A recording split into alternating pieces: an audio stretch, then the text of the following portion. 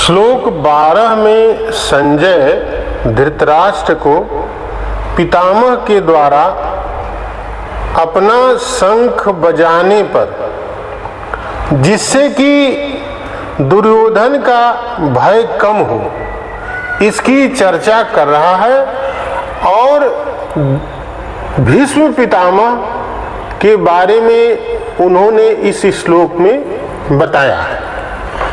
तस्य सज्जनयन् हर्षं कुरु वृद्ध पितामह, सिंहनादं विनद उच्चै, शंखम दद्मो प्रतापवान।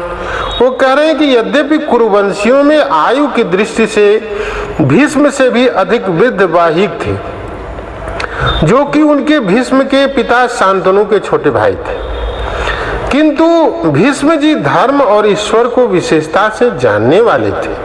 अतः ज्ञान वृद्ध होने के कारण संजय भीष्म जी के लिए कुरु वृद्ध विशेषण देते हैं। प्रतापवान भी कह रहे हैं, भीष्म जी के त्याग का बड़ा प्रभाव था।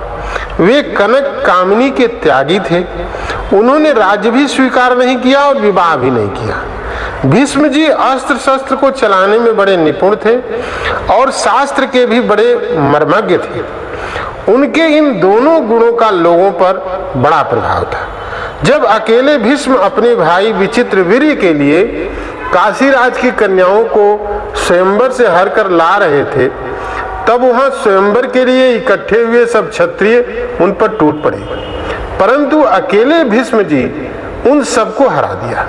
जिनसे भीष्म जी अस्त्र शस्त्र की विद्या पढ़े थे, उन गुरु परशुराम जी के सामने भी उन्होंने अपनी हार स्वीकार नहीं की। इस प्रकार शस्त्र के विषय में भी उनका क्षत्रियों पर बड़ा प्रभाव था। जब भीष्म सरसैया पर सोए थे, तब भगवान श्री कृष्ण ने धर्मराज से कहा कि आपको धर्म के विषय में कोई शंका हो तो भीष्म जी से पूछ लें, क्योंकि शास्त्र ज्ञान का सूर्य अस्ताचल को जा रहा है, अर्थात भीष्म जी श्लोक से जा रहे हैं।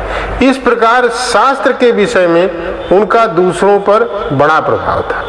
पितामह इस पद का आशय यह मालूम देता है कि दुर्योधन के द्वारा चालाकी से कही गई बातों का द्रोणाचार्य ने कोई उत्तर नहीं दिया। उन्होंने यही समझा कि दुर्योधन की चालाकी से मेरे को ठगना चाहता है, इसलिए वे चुप ही रहे।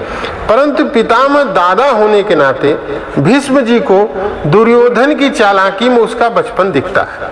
अतः भीष्म